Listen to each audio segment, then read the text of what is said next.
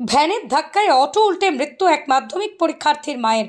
চলছে আইসিএসসির মাধ্যমিক পরীক্ষা।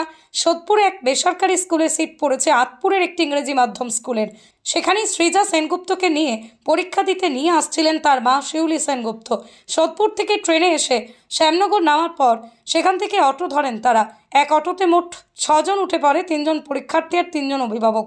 শ্যামনগর পাওয়ার হাউসের কাছে আসতেই ভ্যানের সঙ্গে সামান্য ধাক্কা লেগে উল্টে যায় অটো। গুরুতর আহত হন প্রত্যেকেই। তার মধ্যে শিউলি সেনগুপ্ত অজ্ঞান হয়ে যান ঘটনাস্থলে। তাকে নিয়ে আসা হয় ভাটপাড়া স্টেট জেনারেল হসপিটালে। সেখানেই চিকিৎসকরা তাকে মৃত বলে ঘোষণা করেন। বলছি কি, আমি বসে মোবাইল চালাচ্ছিলাম দোকানে, হঠাৎ অটো এসছে, হার্ট ব্রেক নিয়েছে, পাল্টি খেয়ে গেছে। একটা টোটো পাশে ছিল, অটো বেরিয়ে গেছে, আর টোটো হার্ট ব্রেক নিয়ে পাল্টি খেয়েছে, কেউ ধাক্কা মারিনি। ওর মধ্যে 5-6 জন বসেছিল, স্টুডেন্ট ছিল।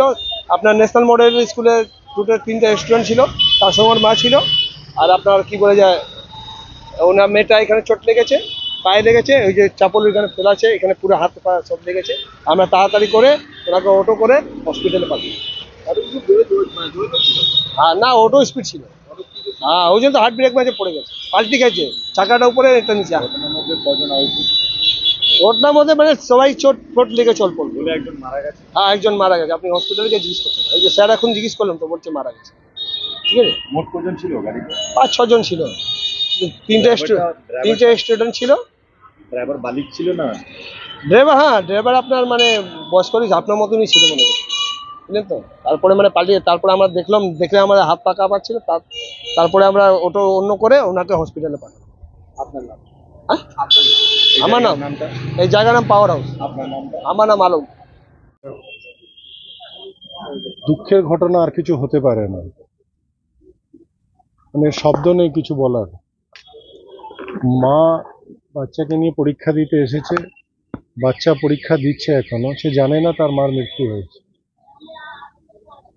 মানে আমি এর বেশি কিছু বলতে পারবো না। আমি প্রশাসনকে জানিয়েছি আজকের পরে আমি হয়তো ওই মায়ের জীবন ফিরিয়ে দিতে পারবো না, কিন্তু আজকের পরে এই অঞ্চলে কোনো টোটো অটো এই ধরনের যেভাবে যে ভুলের জন্য একজনের প্রাণ হারিয়েছে, সেটা যেন আর দ্বিতীয়বার না হয়। তার যা যা প্রিকশনস নেওয়ার আমি দায়িত্ব নিয়ে বলছি, সে প্রিকশনস আমি আজ থেকে নিলাম। বেশিরভাগ ক্ষেত্রে দেখা যায় অটো এবং টোটোর দৌরাত্ম্য সব জায়গাতে এবং বিভিন্ন জেলার কিভাবে ব্যবস্থা আমি নেবে? একদম কঠোর থেকে কঠোর একটা শাস্তি, যাতে এই বার্তা যাক যে গাড়িতে যে 5-6 জন বসে থাকে তাদের জীবন সেই ড্রাইভারের হাতে, সেটা যেন তারা বুঝতে পারে। সেটা বুঝেই যেন আগামী দিন গাড়িগুলো তারা চালায়। সেই রকম কঠোর শাস্তির জন্য আমি অলরেডি প্রশাসনকে জানিয়েছি। অবশ্যই তাকে অ্যারেস্ট করা হয়েছে, আর তার উপরে যথাভাবে তার উপরে কড়া থেকে কড়া শাস্তির ব্যবস্থা তাকে করতে হবে। এবং আমি যে মানুষটা আজকে নেই আমাদের মধ্যে, যিনি মারা গেছেন, তার পরিবারকেও বলবো কড়া থেকে কড়া এফআইআর যেন তিনি দেন, যে তার উপরে যেন শাস্তি হয়। আমি এটা মেনে নিতে পারছি না যে একটা বাচ্চার মা হারিয়ে গেল এইভাবে। কোনো অসুখে বিসুখে কিছুতে হতো সেটা আলাদা ব্যাপার, কিন্তু এইভাবে বাচ্চাকে নিয়ে পরীক্ষা দিতে এসেছে চলে যাবে। অটো হয়েছে, সে বাচ্চাটা ওই অটোতে ছিল, আর কিছু হলো না, উনি চলে গেলেন। হাত ভেঙে যেত, পা ভেঙে যেত, অন্য কিছু হতো, তার ব্যবস্থা হতো, সবটাই করা যেত, কিন্তু এটার তো আর কোনো ব্যবস্থাপনা নেই। যাত্রীর সংখ্যা ছিল 6 জন। নিতে পারে নিয়ম তো 5 জন নেওয়ার। অনেক সময় আমরা প্যাসেঞ্জার্সরাও তাড়াহুড়ো করে জবরদস্তি বসে যাই, করে নিই, এগুলোও হয়।